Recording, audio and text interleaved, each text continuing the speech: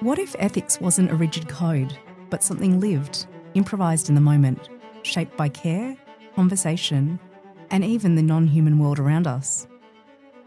Artificial intelligence is reshaping how we create and connect. But inside galleries, libraries, archives and museums, the GLAM sector, AI brings a different kind of challenge.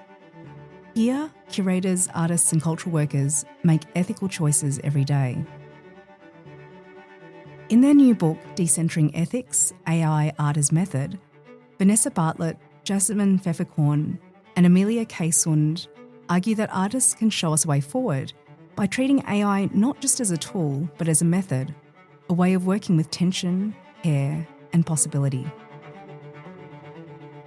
We spoke to Vanessa and Jasmin about art, technology and the people in our cultural institutions who are reimagining what ethics can be.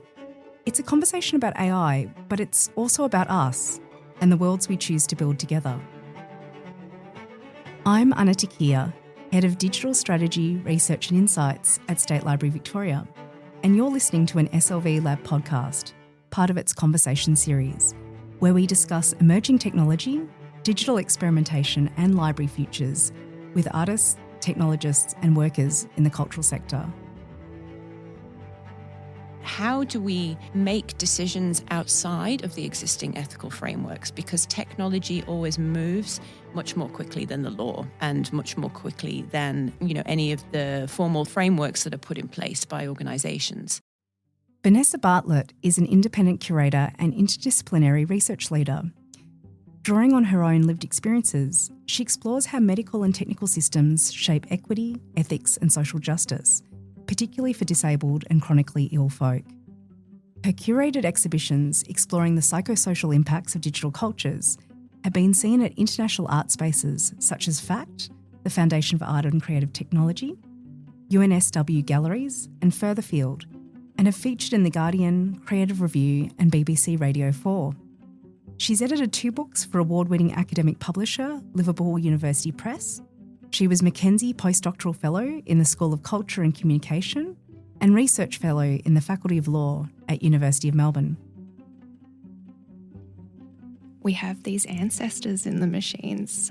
All of this language that is used to train large language models is the collective wisdom, for better or for worse, of our culture.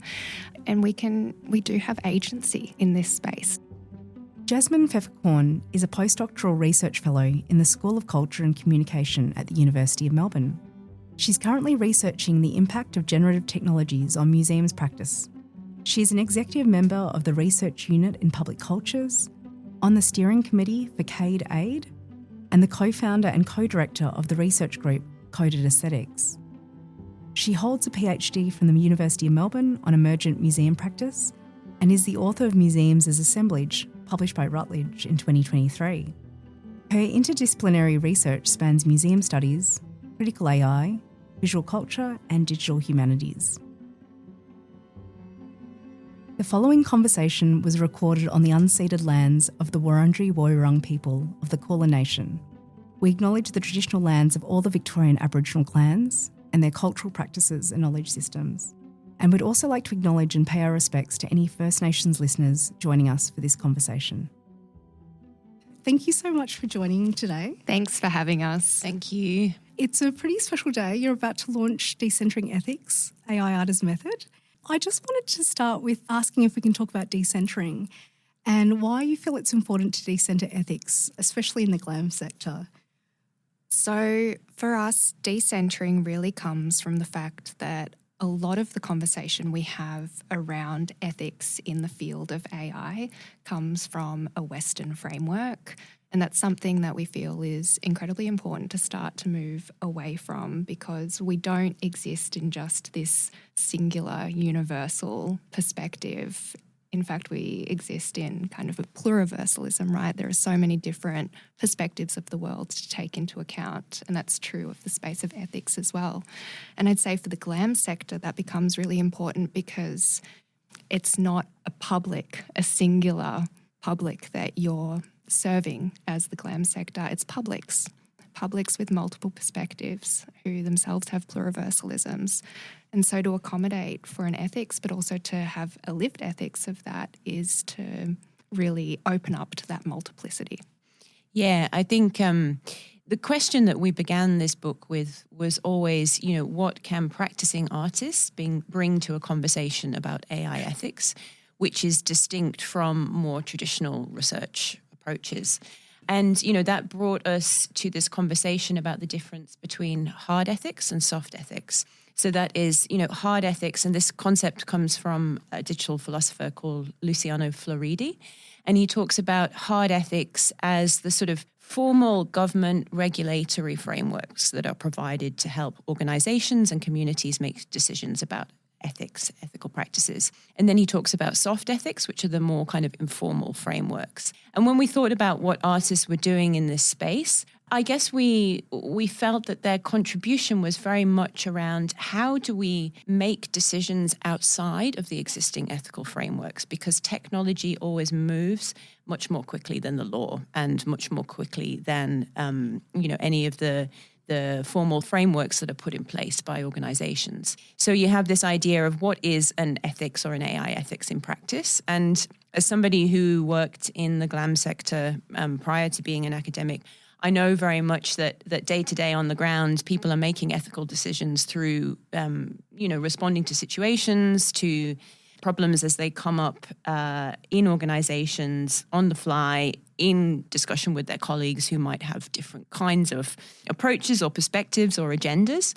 And so I think this idea of decentering knowledge, decentering away from the formal ethical frameworks is really important for the GLAM sector, because it's how people practice. I was really interested as well in the kind of more than human ethics as well that you bring in. Can you tell us a little bit more about that and why it's relevant?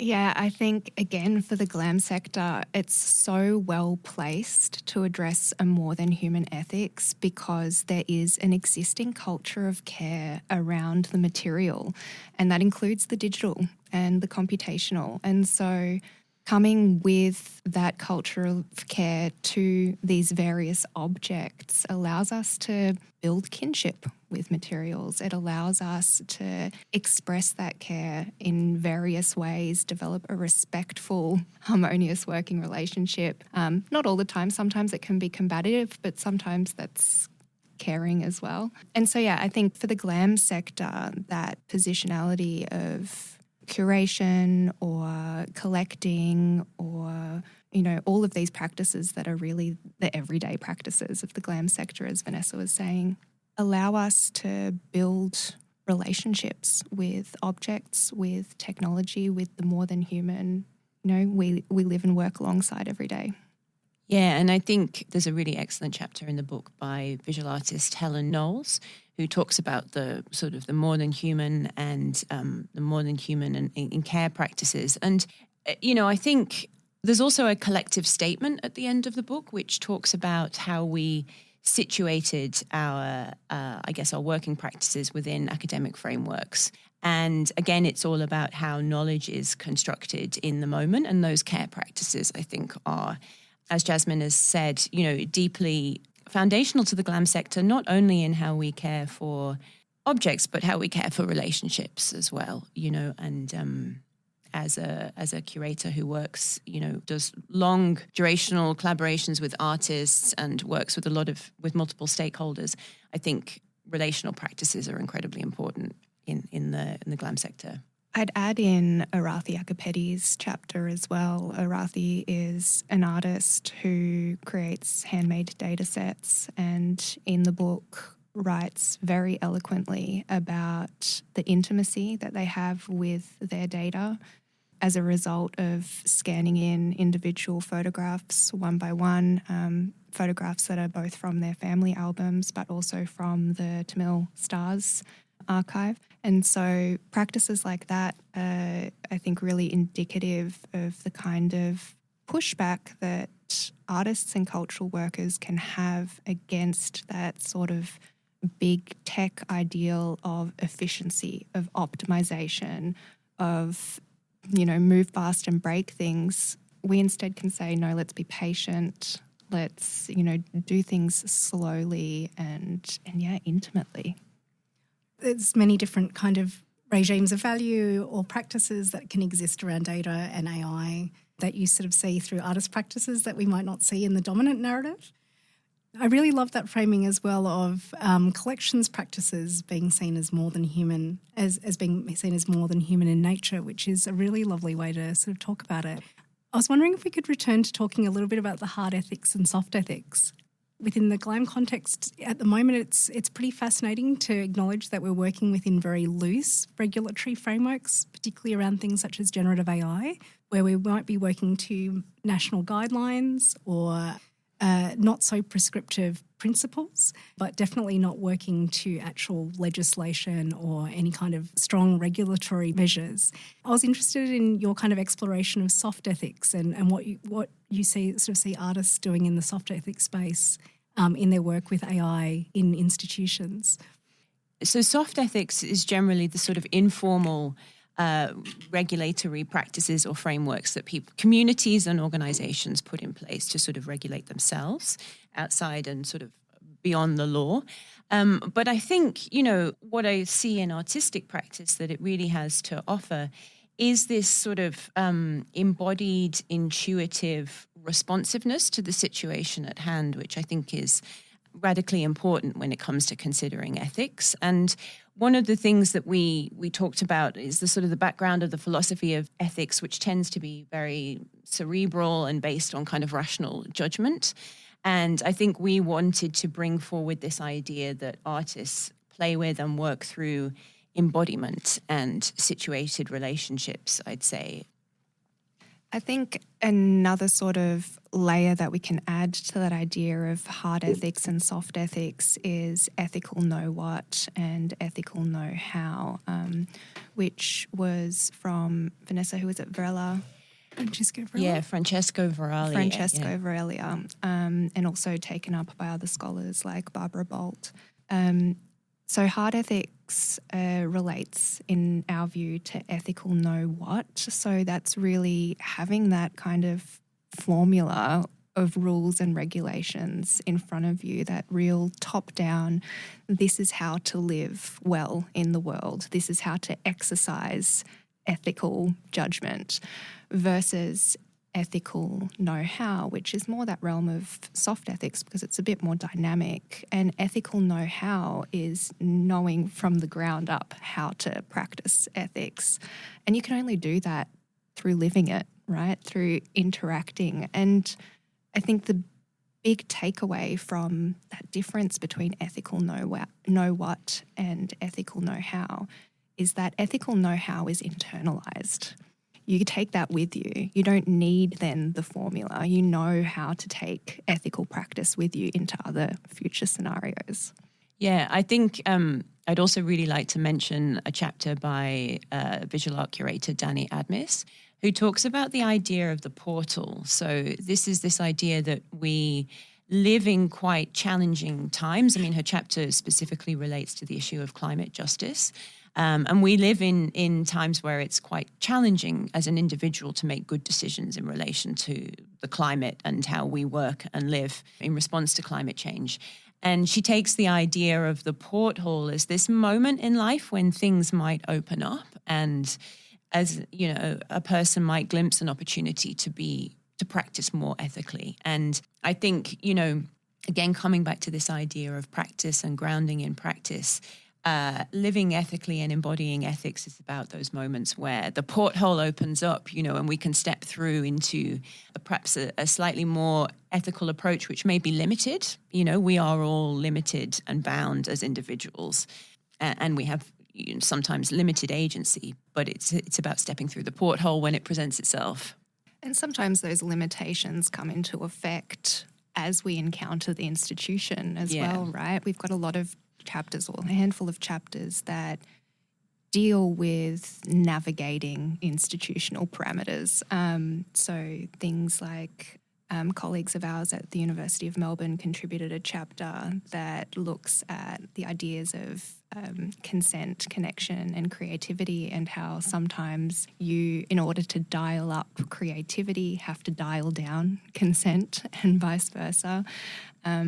We also have a chapter by the artist Xanthi Dobby, who talks about their experiences of censorship and queer remix in their art. So there are some really interesting examples in the book as well of how sometimes, even though, you know, these institutions are also wanting to be ethical 99% of the time, the kind of protocols of ethics, that ethical know what or the hard ethics can butt heads with the soft ethics and the ethical know how, because ethics is not something that can be a singular framework. Yeah, and I think one of the things that we say in the introduction to the book, which is really important, is that we're not idealistic as well about what artists can bring to discussions about ethics, because artists have to become ethical and engage with ethics very often when they're interfacing with the institution. You know, the institution can at times sort of, through, you know, no fault of its own, place limitations or constraints on the work of the artist as well. And you know, there's also the question, do artists always have to be ethical, which is, you know, opens up a whole other sort of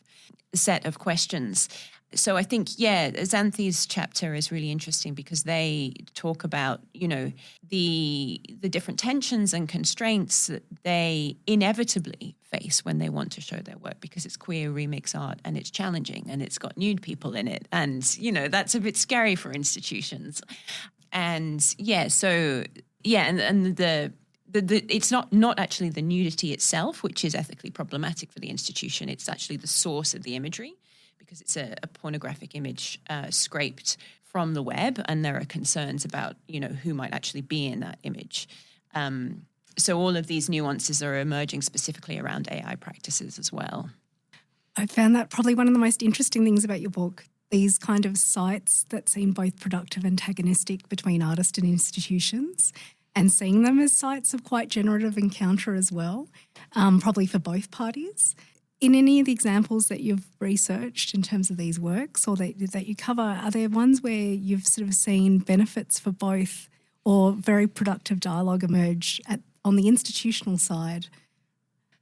In terms of productive dialogue emerging, I would point to the work of Noura al-Badri, who is an Iraqi-German artist who works in the space of cultural heritage and uses digital and computational technologies to, I suppose, reclaim cultural heritage for, the kind of Iraq region and its surrounding areas. And one of the works that is written about in the book is a work called Babylonian Vision from 2020.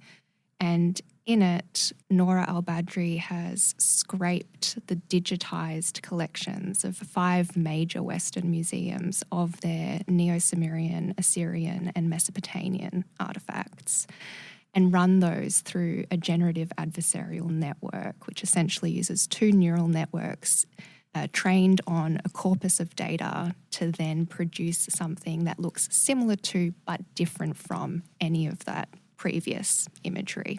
And so with that work, Nora's creating these new artifacts, right? A process that she calls techno-heritage.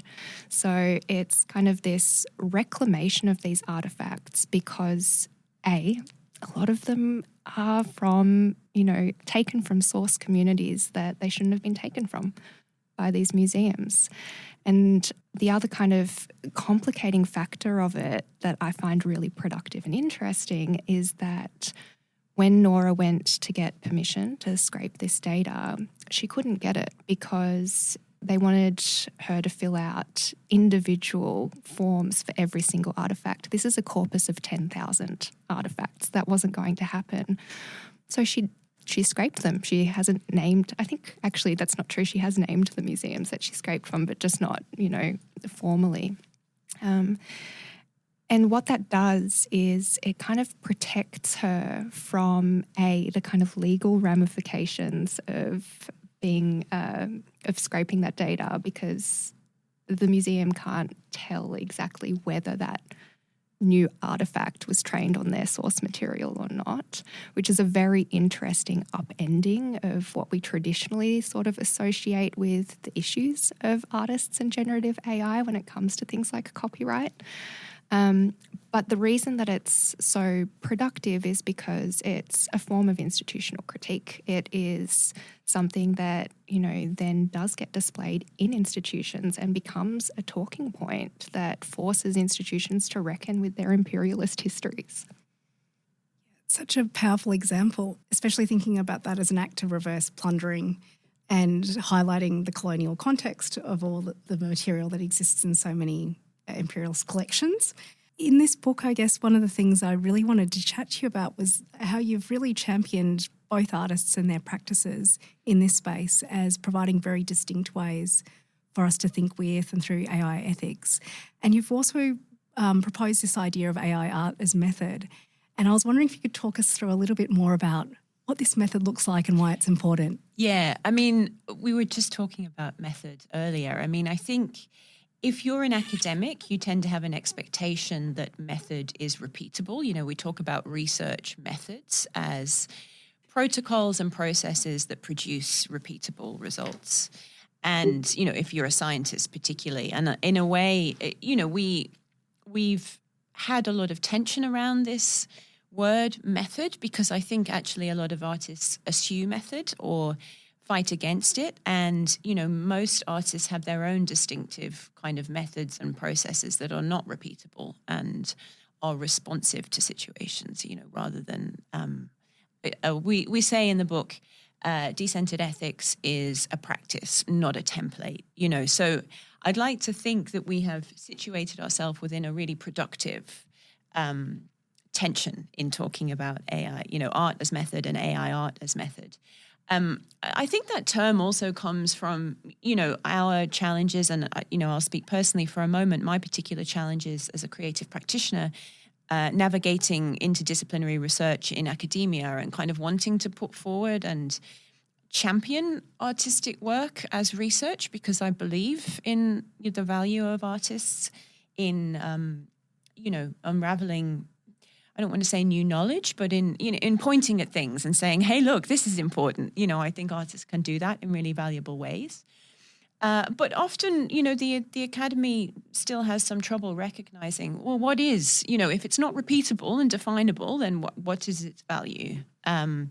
So I think, defining AI art as method is, a little bit of a moment of trying to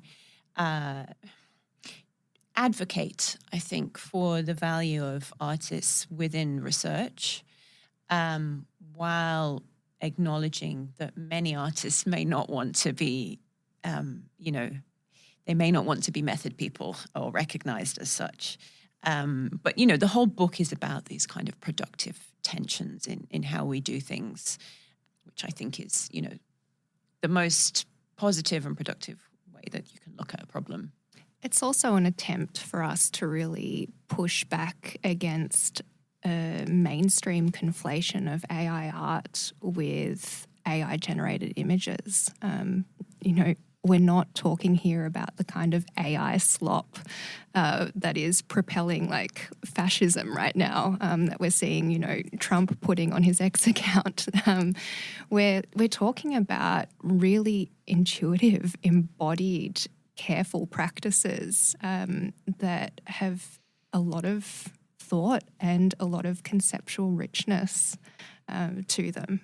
Yeah, and I think going back to Arathi Akapedi's chapter, this idea of slowly piecing together your own data set for an artwork, it's a beautiful, slow method, but it's not methodological or kind of conservative in the way that some methods are that we think of them in the academy. But it's method and process, and it's how ethics comes into being in her work. Yeah, the artist Hito Stale talks about her practice of working with the computational as wayfinding in latent space, which I love. And one of the artists who we have a conversation with in the book, Beverly Hood, does this as well by engaging with Adobe Firefly in this really iterative, interesting way Adobe Firefly, of course, having these community boards that are full of artists who complain about the kind of content moderation that is happening on when they're trying to engage with the platform. And Bev Hood comes along and kind of starts to iterate using prose and to generate the images that she wanted to generate, which, this is for an artwork called Mother, which is a photo film from 2024. She wanted to generate images of pregnant stomachs showing skin. But of course, the North American model that is Adobe Firefly was just giving her these very demure, smock-covered images of women that are very lovingly placing their hands on their smocked stomachs. And so Bev started using different sort of prose phrases, words to wayfind, to find that soft embedded spot in the model, and ended up opening it with the word fecund, which had all of this ripe, lush, bursting imagery. That was really the way that she kind of found her way through the parameters of that model.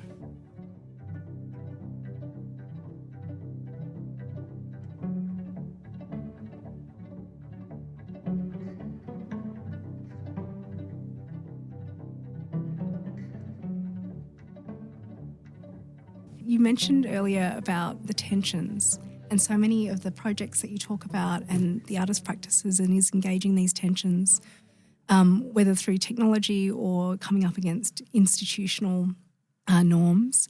Would you say it's at these tensions that the ethics emerges? Yeah, I think so. I mean, I think one of the phrases that we batted around was that, artists are purveyors of mystery rather than the bringers of mastery.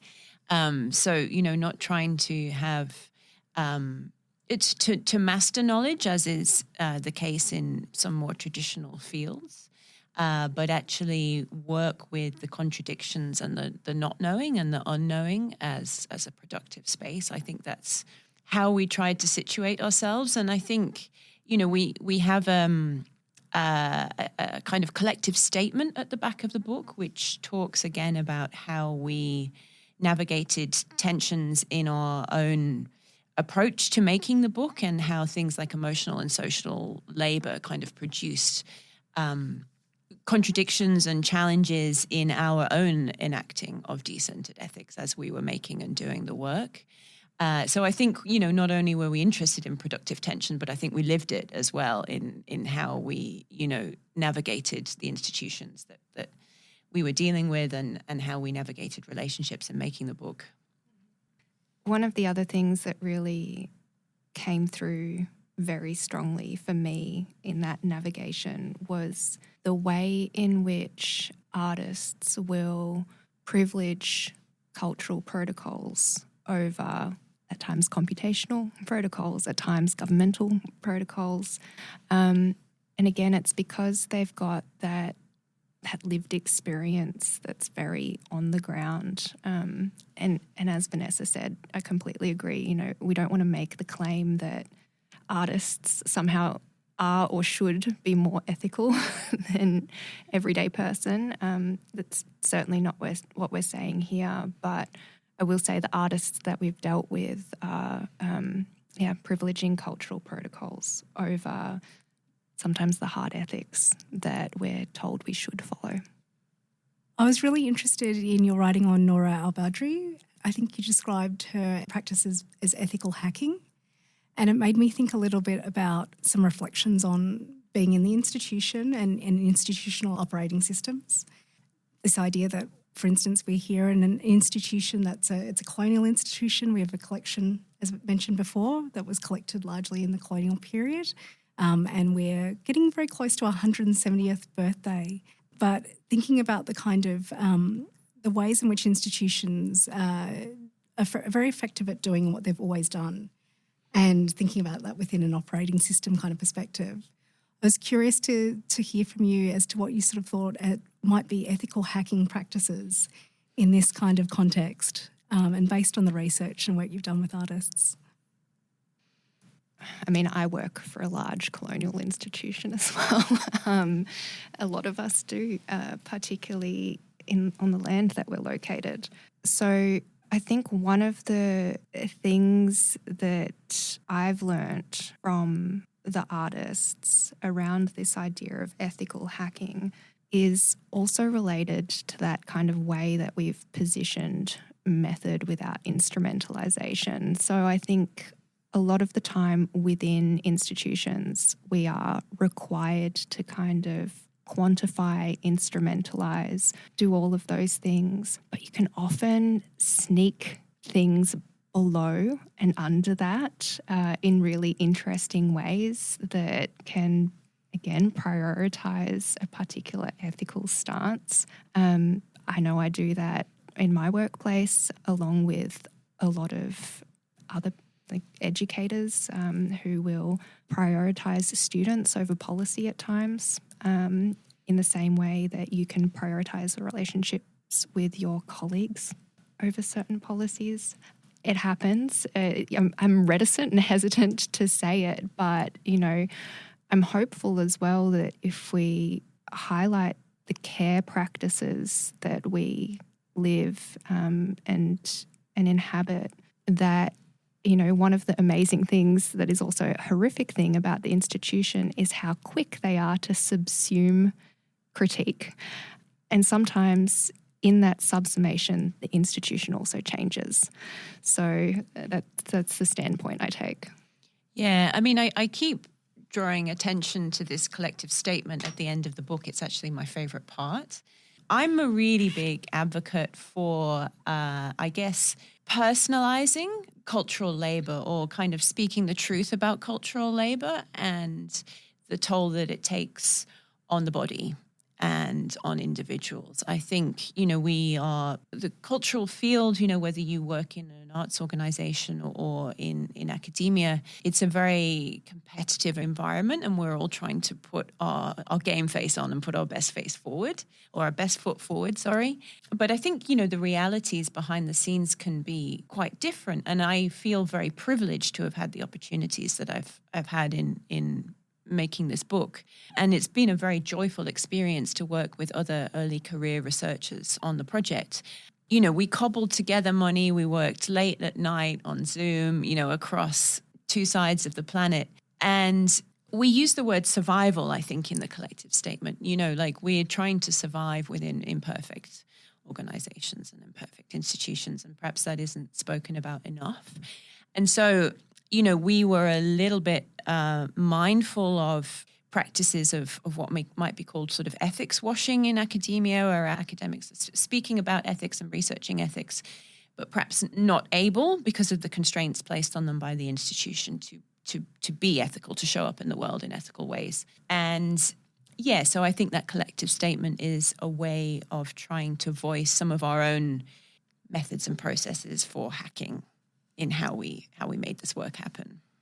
I wanted to ask you something that was grounded in the research in this space that you've been in. What is sticky or tricky or challenging or exciting for you that you see emerging in this space? While we think about emergence, I'll quickly throw in just another point on that last question, which is one of the refreshing things about the volume is that there's no claim by anyone towards neutrality. And I think that that's something that institutions also kind of need to get behind. We know that they're not neutral. They're not neutral institutions. And so that's really something that they can learn from the book. How can you speak from a standpoint of strength, but also grace around ethical issues?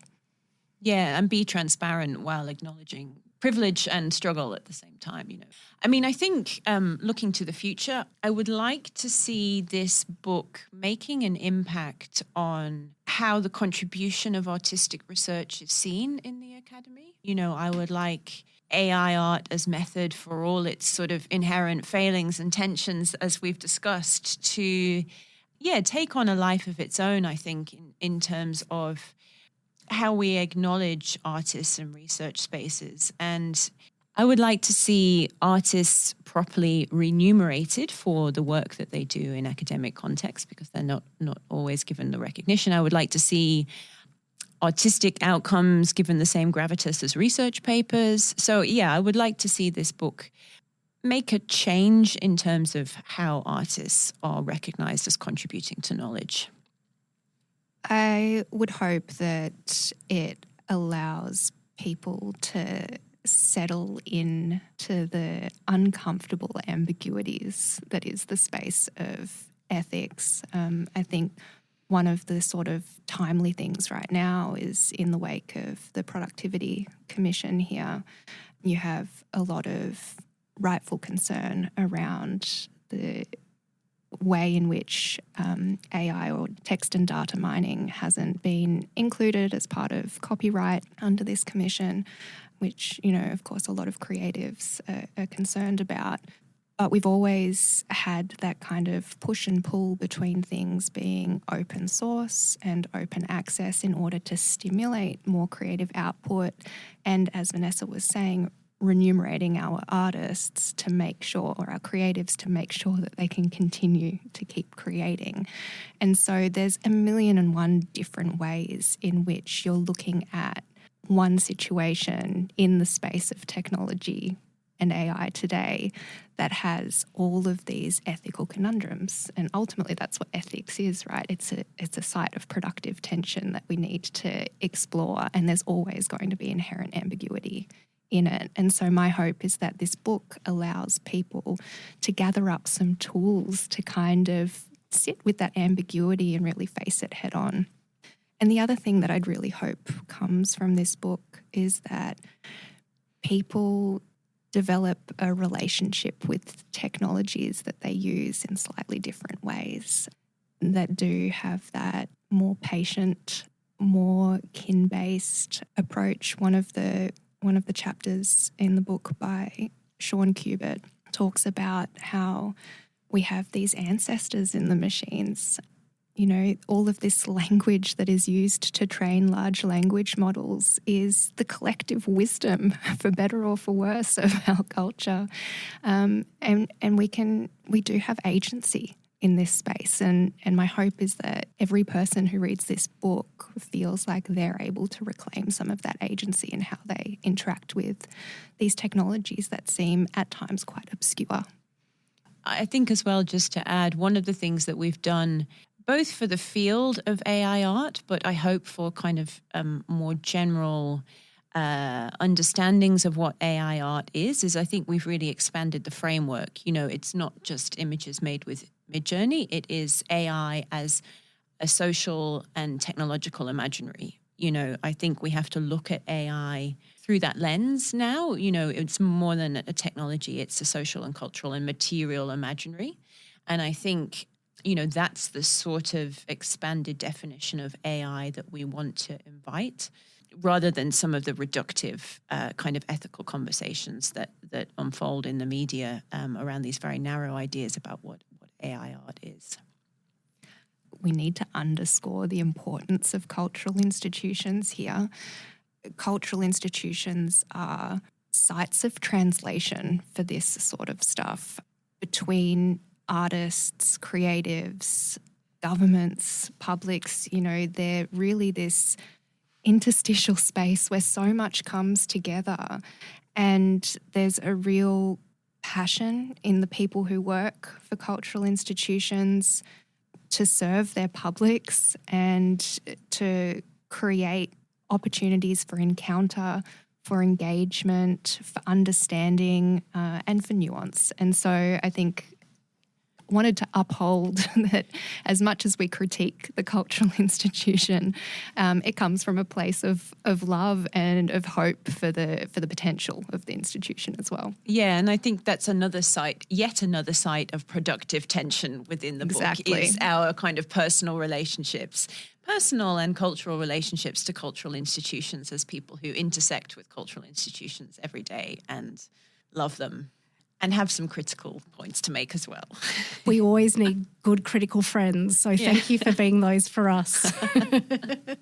Thank you both so much. It's been such a privilege to have you both in the studio today and to have you come in and talk about your new book. It's been wonderful to hear about this emerging or ever-emerging field of AI art.